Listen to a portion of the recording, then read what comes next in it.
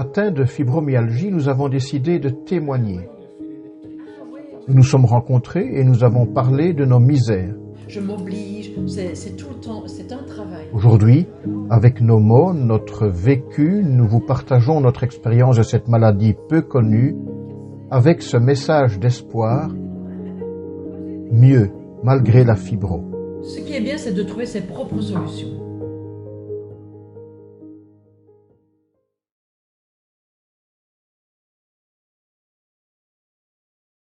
Bonjour, je vais vous faire une petite chanson.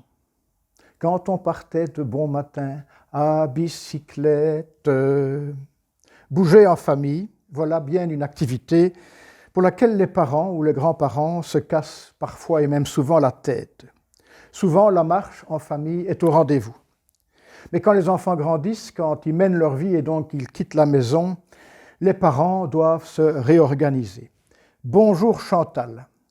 Tu fais partie de ces parents qui ont dû se réorganiser pour leurs activités du dimanche.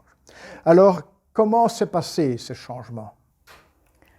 En fait, on faisait donc les marches ADEPS avec les enfants. Quand ils sont partis, on en faisait encore de temps en temps. Mais alors, mon mari a été blessé, donc il s'est blessé. Et la marche était beaucoup plus difficile pour lui. Et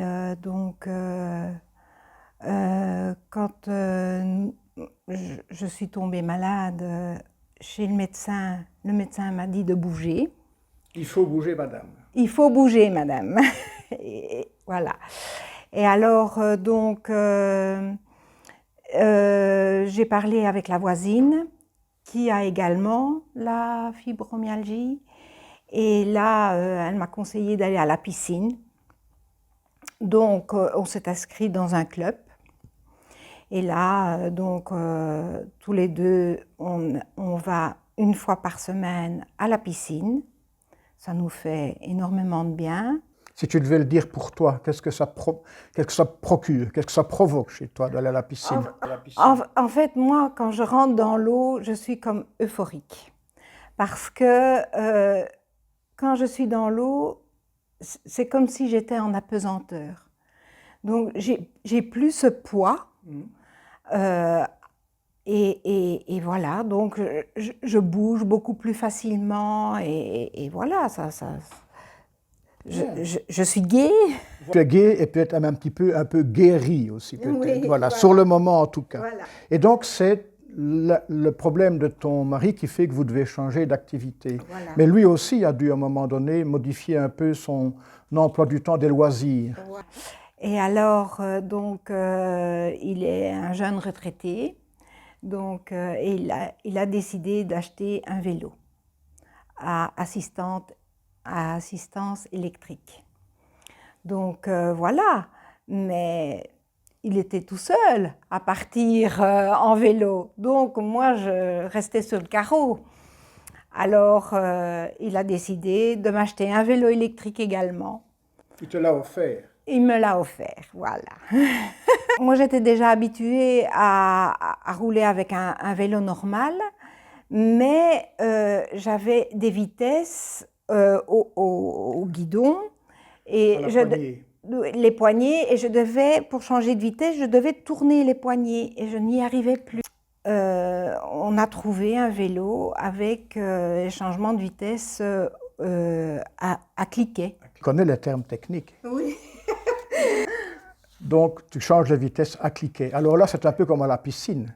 C'est aussi un grand changement. Oui, comment te sens-tu quand tu pédales dans les belles plaines condrusiennes? Ça me procure du plaisir, tout d'abord. Et puis, on voit des paysages qu'on ne voit pas quand on est en voiture.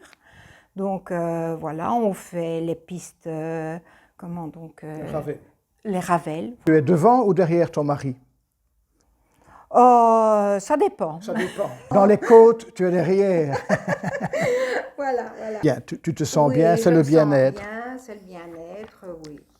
Et donc, tu disais à un moment donné, quand on a préparé cette rencontre ici, que vous aviez dû aussi un petit peu réfléchir sur la dépense que ça représentait. Et donc, vous avez quand même pu acheter un vélo électrique pour toi. Donc, vous avez pu dépasser la dépense. Oui.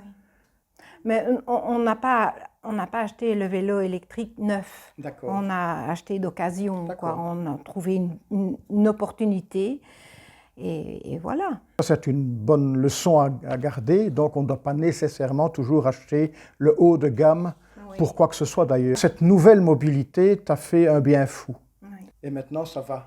Maintenant, ça va, oui. Ça pédale. Ça pédale, voilà. Et ça te fait du bien. Ça me fait du bien. Mais en fait, bon, c'est vrai que il faut pédaler pour Ça, avancer. C'est quand même plus facile. Voilà.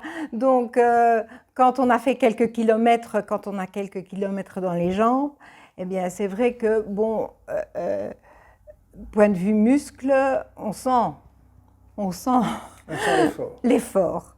Voilà. Et alors, bon, mais c'est un mal pour un bien, je vais dire. C'est un mal qui a été provoqué par l'exercice. Oui. C'est-à-dire que quand tu fais du vélo, tu sais que tu vas avoir mal. Oui, voilà. La fibromyalgie, elle te tombe là-dessus. Voilà. On ne te demande pas ton avis. Voilà, Ici, c'est toi qui décides. Par exemple, le fait de se dire « Ah, après-demain, je vais faire du vélo », tu te prépares mentalement à ça? Oui, oui, je me prépare mentalement à ça. Et puis le fait aussi, ça me procure déjà une certaine joie. Je me dis, bon, ben, je me prépare à ça. Et puis je me dis, oh, chouette, je vais faire du vélo, je vais pouvoir... T'exploser. Voilà, c'est ça. Comment tu résumerais ça? Ben, à chaque jour, comment donc, on avance, quoi. Oui. Donc, moi, j'ai perdu Tu as perdu le fil. le fil, oui. Tu voulais utiliser une expression latine. Je voulais, oui, je l'ai perdu. Utiliser une expression latine qui Voilà. disait carpe diem, c'est-à-dire à chaque jour.